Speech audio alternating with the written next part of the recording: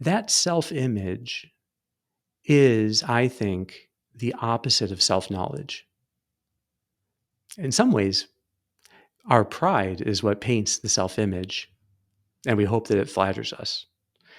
Humility gives us the experience of what we're really like, and that actually produces true self-knowledge. And the image, self-image and self-knowledge are actually kind of always going to be opposed.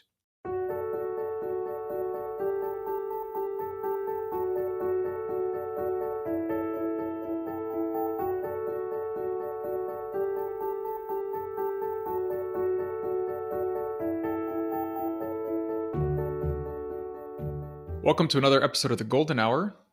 This is Rashad Badr here with Dr. Kevin Majors. Kevin, good to see you again. Hey, Rashad, great to be back. Wonderful.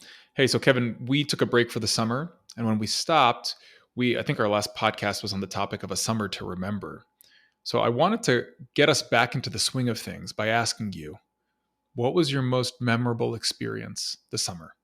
Probably it was the many times that we went to Blue Bottle in Harvard Square when you and Sharif were in town.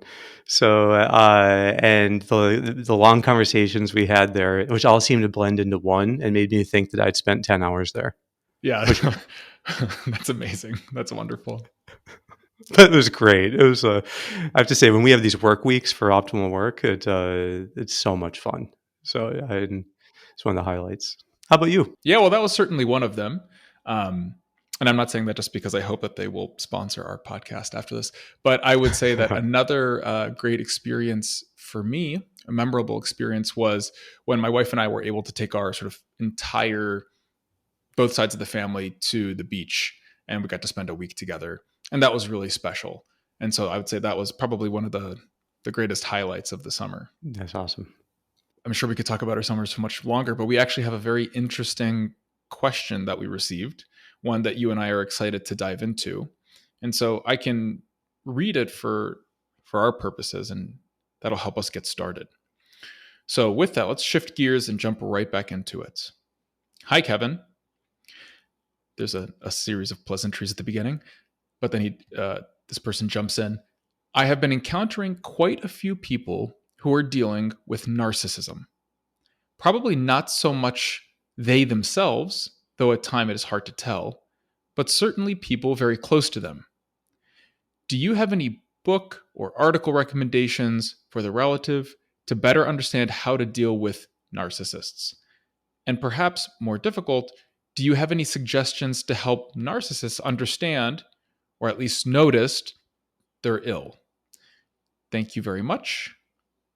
And this person signs off. So I think, Kevin, if it's okay with you, let's just start off by even defining narcissism. I feel like this is something that it's a label that we've heard sort of like in pop culture. What is narcissism? And then what are the different schools of thought around how to define narcissism? So it's a myth, right? A Greek myth that is told by Ovid of a young man who ends up falling in love with his image and a reflection in a cool pool, a pool that was so far back in the woods that no sun reached it, no leaves ever fell on it. It was this totally isolated pool, and there he saw himself. He had been warned to never know himself, because if he did, that would be his end. So it's a complex story, but there seems to be in the story the kind of tragedy of self-love, is that there's some kind of self-love that goes awry, and that led to him loving something unreal, basically his image. And so really Freud is the one who came up with narcissism as we currently define it. So he wrote an essay on narcissism, and that became in some ways, like one of the real beginnings, I think, of the full psychoanalytic tradition was dealing with this topic of narcissism. And certainly in Freud's own life, that's what he struggled, he talks about his struggles with it, and how he was trying to work through that himself. So I think there's a lot now of cultural baggage that has come on with narcissism and social psychology and all these things of people reporting that narcissism is now on the rise and that the generation of I don't know, the up and coming iGen is the most narcissistic ever, and the social media is all about narcissism. But basically, in this sense, it means excessive regard for your own self image. When it comes to this sort of excessive regard for one's own self image, what are some of the behavioral manifestations? And maybe we can talk about Freud. So you said maybe Freud struggled with this. Um, Having these sort of this excessive self regard is certainly problematic, I would imagine, from a thought pattern perspective. But what would be some of the behavioral manifestations of it? Well, yeah, I'm going to deliberately avoid going the DSM route, of 5 of 9, characteristics, and just to say, like, what is the whole kind of sense you get of what narcissism is that the person acts selfishly and has no sense of the impact that makes on those around him or her. So there's a lack of empathy, but there's also an excessive kind of focus on doing everything for your own satisfaction. So you could find these kind of dynamics of the centrality of satisfaction in the life of the narcissist. And so everything is about satisfying, themselves. The lack of other centeredness in the narcissist, so that the person is in fact not ever consciously prioritizing others and the bond they have with others. So, what I think is in some ways most telling about narcissism is that when you read the stories of people who overcame narcissism and you see the changes that occur, what they report is that they are now able to bring out the best in other people around them. And then other people bring out the best in them. And again, that one dynamic seems to be in people who report getting over it. And there are books that talk about this. There's a book by called "Breaking the Mirror: Overcoming Narcissism" by Norman Goldwasser, which is a very hopeful book about how people get over it. And really, I mean, a lot of it is the kind of usual theory of narcissism. But at the end, the last chapter are stories that his patients wrote about what it was like getting over it. But the common theme there, and in fact, you see it throughout that book in all the case examples, when people are overcoming narcissism, it's the bonds with others that are finally able to develop. They then are able to bring out the best in others, and others bring out the best in them. And so there's a kind of pain that people have if they live with, being narcissistic themselves. And that pain is that everyone brings out the worst in them and they bring out the worst in everyone else. And that's just what happens when there's this kind of, self-centeredness in our lives. So that is a very painful place to be, and so I think that we should have empathy for narcissism, but I would be very careful about trying to this is a whole separate question, but trying to actually be empathic with narcissists, because then you're having to label the person a narcissist, and I think that's almost never helpful. Yeah. It seems that that's one of the dangers we run into, right? I think with almost everything that we talk about at Optimal Work, whether it's learning how to approach anxiety or distraction or burnout or whatever it is, I think one of the easiest things is for us to start turning our sights towards others and then very quickly wanting to point out how others can grow rather than looking inward and saying, really, where is this most applicable to me? And I remember in one of our earlier conversations that you had said that really some of the biggest obstacles to growth are things like blaming others, provisional thinking, things like that, and that these are really obstacles within ourselves that that can be quite subtle. Yeah, that I think that blaming others is a great example of a behavior that happens when others are bringing out the worst in you and you're bringing out the worst in them. Then, and it's a cycle that has to get broken somehow, and the only way it can be broken is by taking ownership of your own behavior. And you can't take ownership of other people's behavior, but you can take ownership of your own and say, there's something that Wasserman says, which I like, which is the good news about being part of the problem is that you can then be part of the solution. So when you can admit in a relationship, I am part of the problem here, then there are things I can do differently, and it's actually liberating. The thing that can be hardest, I think, for narcissists to do is to take responsibility for their own actions. So they will be looking to, and this is what narcissism does to us. It just makes us notice everything bad in the others, and then blame them for that. But there is something deeply liberating and joyful to admit when we're wrong. And that's, I think, one of the joys that is the antidote to narcissism. I think there are a number of joys that the narcissist can't experience and still remain a narcissist. So the more people can learn these joys and practice the behaviors that produce those joys, the more free they actually get from narcissism. Let's dive into that. But before we do, as you're talking, to me, it seems like there's an adjacency of sorts between, say, someone who's exhibiting narcissistic behaviors, wanting to blame others or others bring out the worst in them, and what we traditionally call a sort of negative processing bias. Now, how similar are these things? Are they really the same thing and we're just talking about them in different contexts? Are they different things? Help us understand whether these things fit together. Yeah, I think that narcissism, in some sense, is the negative processing bias applied to bonds. So to people with whom you have bonds, the people around you.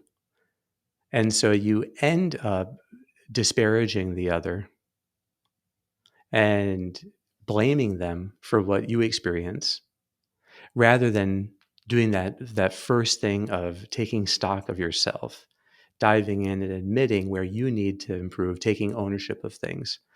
So I think, though, it is a kind of attentional bias that happens that's just learned from a very young age. You could say, though, that there's also, more than simply the negative processing bias.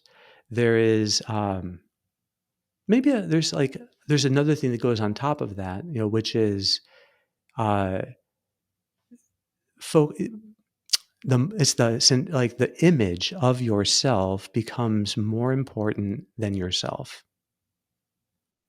And so protecting and projecting a certain self-image becomes important and somehow vital.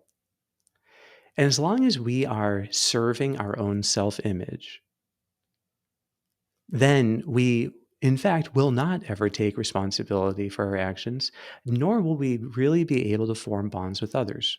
Because the image doesn't form bonds, only the self does. And when the center of your whole life is your self image, you're less and less capable of having meaning, of having bonds, of actually living for ideals. And so what happens is, in this dynamic then of narcissism, people are really trapped in a world without bonds, without ideals, without real opportunities for growth. And in the end, they feel very much meaninglessness and despair, isolation. That's the kind of the end game of narcissism. Because nothing really pays off in the end. It also seems to me that in those circumstances, that most things would likely become a threat, right? Because there's probably a very delicately crafted self-image or delicately held self-image, and that it's hard to imagine sort of what sort of temporal things will really build it up. It would imagine, or it would seem to me that most things would present threats then to this image, and that would be a really sad place to live. In fact, the only thing you can do is fail. Because you're gonna somehow not live up to it always, and then you're gonna have to either be in denial about the times you don't live up to it, or the image becomes so powerful in your mind that you're no longer really in touch with who you really are. So I think that the self-image can become a project for people. it's the thing that they're always working on. It's why they want to go to med school, or it's why they want to get into this particular college, or it's why they want this kind of job, so that their image is somehow stabilized and protected. So you have this kind of self-image project that we can embark on. Well, that self-image is, I think, the opposite of self-knowledge. In some ways, our pride is what paints the self-image, and we hope that it flatters us. Humility gives us the experience of what we're really like, and that actually produces true self-knowledge. And the image, self-image and self-knowledge are actually kind of always going to be opposed. So if you think of yourself as a guy who is very cool, unflappable, and cheerful, a great guy to be around, and that's your self-image, and it's very somehow um, like engraved in who you are and your self-concept. Well, you're probably not going to then notice all the times when you're not cool, when you're not cheerful, when you're not fun to be around. So you'll tend to see only evidence that confirms this image, and they'll tend, to ignore everything that goes against it. So you end up then missing the opportunities to grow, because how would you even think of growing then? So there's something that happens, I think, when, for instance, when we fail at something, that failure can be the shining of a light on a kind of limit to our current abilities. And that can be, in some ways, encouraging. Like, okay, now I know what to be focusing on. I know what to get better at. So it's just like if you get feedback and you get some kind of negative feedback. Well, I think that if we're just all about protecting our own self-image, I think then it's going to be, we're just going to tend to reject negative feedback. We certainly don't use it to grow, or we just, I don't know, blame the person who gave it as being somehow um, the problem rather than us. I think there can be a sense, where we see that no, these things that get unveiled, yeah, they might make us feel shame briefly, but that's where then we can actually have traction. That's where we can grow and we can strategize that real growth. So that's what true self-knowledge unveils for us, the real ways of growing, versus just building up our own self-image. Oftentimes we avoid using labels. In fact, we oftentimes talk about placing people on respective learning curves. Here we've used the language of narcissists and not. How do we think about that? Is that a helpful label for us, or is there a little narcissist in all of us? I guess is what I'm asking, because of this idea of the learning curve. Help us to piece that together. Yeah, I think you're exactly right. And it shows the difficulty of talking sometimes about these concepts, that as you talk about them, you can get somehow caught in a dialectic of what is narcissistic, what's not narcissistic, who is narcissistic, who's not. And you can go through life then spotting the narcissist, which I think is a very cynical and negative game to play, because in fact, all of us have narcissism. Narcissism is what I think is just it's the tendency to put satisfying ourselves and building our self-image over real growth and ideals and bonds. And that's a tension everyone has. And so if we have trouble seeing the moments when we are doing that, you know, that then we are in fact suffering from some narcissism ourselves. So being sincere with yourself is like, that's the antidote, I think. And having joy in being sincere, having joy in like apologizing and in admitting when we're wrong and in putting things right. That kind of joy, I think, is deeply healing to us. And if you're enjoying the process of admitting a mistake, admitting that you're wrong, trying to, find a way to grow, and you find joy in that, that can be like the best assurance then that you are escaping narcissism. So if you can have joy in forming real bonds with others and finding ways to bring out the best in others, you would be overcoming narcissism by doing that, and letting others bring out your best.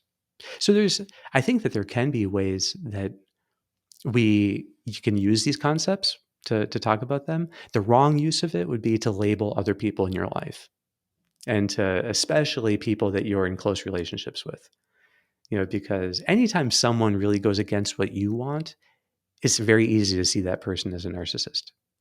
And so I don't know. I think it's something you would never want to label someone else with.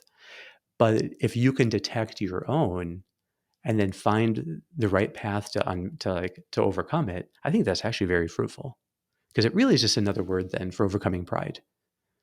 And outsmarting it in some way. It would be interesting to see. I can imagine. I'm trying to, as we're talking here, I'm trying to put myself in the shoes of someone perhaps who's listening, saying, "Okay, wow, either this really resonated with me, or despite our many caveats, this fits someone else's bill." Um, and then from there, uh, wanting to try and understand what the journey out of this is, because I think at some point, and I'd love to hear your response here, they got there because they thought they were selecting the good in some way, right?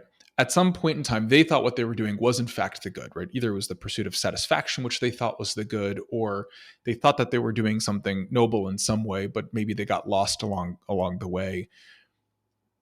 The, how do people start to find a path out of this? Okay, I'm exhibiting a lot of the sort of characteristics that you said. I'm placing my satisfaction over bonds. Others bring out the worst in me. To go from that to I'm going to have greater sincerity, and I'm going to be joyful in the process of having greater sincerity, seems like quite the leap. What would you offer to someone who's expressing that sentiment?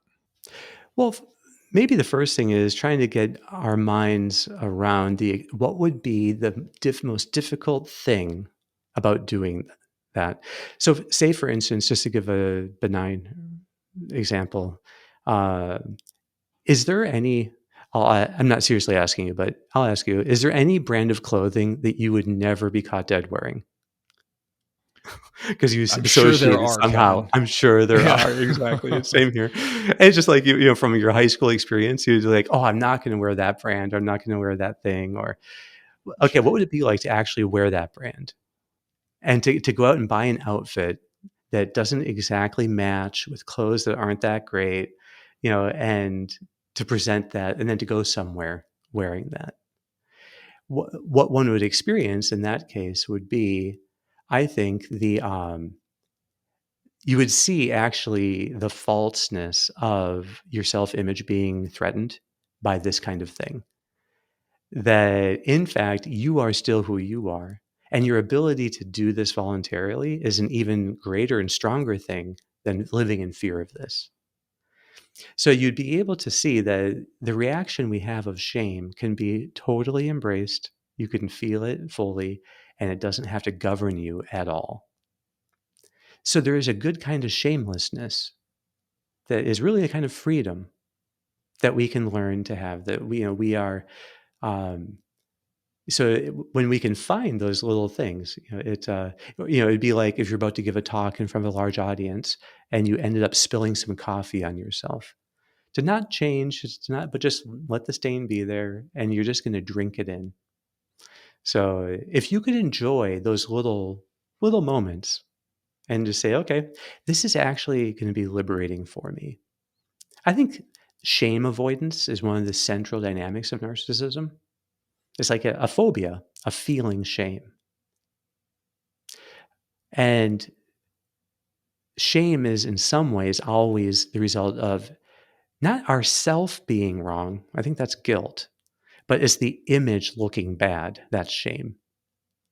And so that's why we can be shameless. And that's actually can be a virtuous state to be in. It can be actually something very good for us, to not be protecting our self-image, and that's a totally different thing than our actual self being bad by doing something evil, which is then feeling guilty about it. In the ideal world, I think we clarify the difference between guilt and shame. We despise the phobia of shame.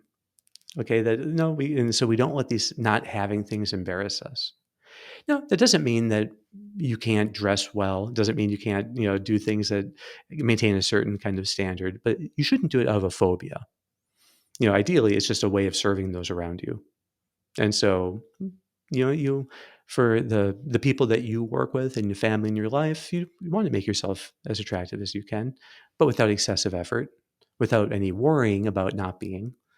But still, there's a certain carefulness there that is really thoughtfulness of others. So everything can be lived, in fact, and then relationally as a way of loving others. And gradually, that's where the person struggling with this, has to learn to shift, is doing things for the sake of others, not simply out of any kind of self-satisfaction or fear, but to actually do good and to surprise those with goodness around them. Hmm.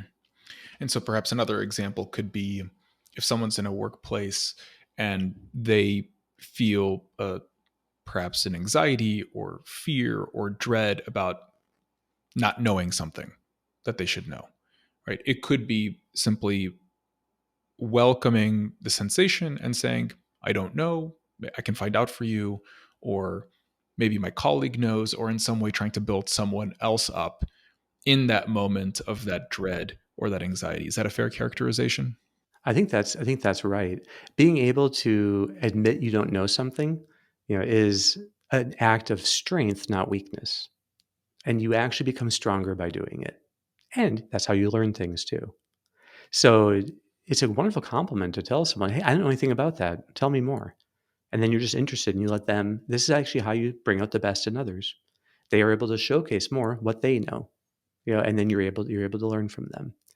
So being able to admit ignorance, being able to admit some failure, being able to admit a mistake that we made, being able to, all of that I think is crucial. And seeing that in fact the self is made stronger by these very things that the self-image would fear. Like to protect our self-image, we would avoid those things. But the less you try to protect your self-image, the more you can actually work on growing your stronger yourself in who you really deeply are. Yeah. And there seems to be a sort of a very beautiful self-forgetfulness in that, right? Where you can just give of yourself with pure intention rather than trying to guard yourself or to guard an image and to have your behaviors hemmed in by those concerns. Exactly. So I think that the three qualities, the three ideals that are most powerful for overcoming narcissism are sincerity, humility, generosity. Interesting. If you look at the 12 steps program for Alcoholics Anonymous and then all the other ones, those 12 steps are essentially those three things just drawn out into more and more steps. So there's a big focus on taking stock of your life, admitting what you did wrong, admitting how you hurt other people. There's this kind of ruthless sincerity that they encourage in taking stock. But there's also the sense then of humility, of then being able to focus instead on God and others in your life, to be shifting the focus away from them, not needing to protect your self-image, but instead, letting your attention be more and more filled with other people and with God as you understand Him. So the 12 steps say. And then the generosity is in actually making amends and living in a way worthy of your highest ideals. So sincerity is, what are you really seeking? And then humility is that forgetting of self entirely to serve the others. Generosity is just the completion of that. That now you can really give your best to the others. So what 12 Steps has been known for is being one of the best anti-narcissism programs ever devised. And the psychiatrists that I know who are Freudian, they respect 12 Steps in how it can handle narcissism so well. And that's my experience too. The people who really benefit from it, it's because that they could actually take this inventory of themselves. They could learn to focus on others, and they could learn to give themselves to others, particularly by admitting what they did wrong. That's very powerful. This introduces a whole other set of questions that perhaps we can save for another podcast around the topic of self-love. Because I feel like as we were throughout this entire conversation, there's this topic sort of in the background. And I think perhaps more authentic understandings of it, perhaps misguided understandings of it. How do we make sense of it? And maybe that's another good podcast for us. That would be great. Let's do it. We'll be back then. Awesome. We'll be back. Thanks so much, Kevin. Thank you, Sean.